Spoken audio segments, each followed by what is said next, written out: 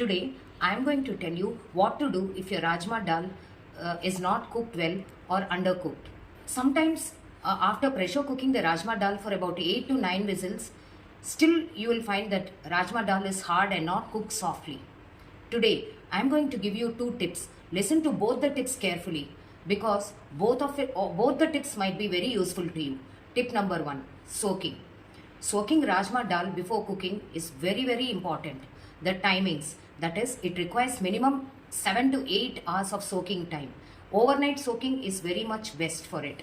Then pressure cook the Rajma dal by adding little turmeric powder to it for about 5 to 6 whistles. Now you will find that Rajma dal is cooked nicely and softly. Tip number 2.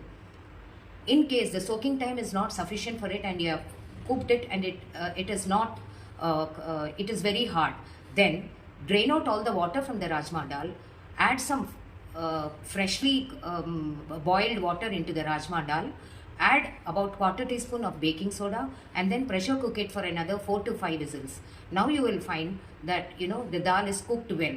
Thank you.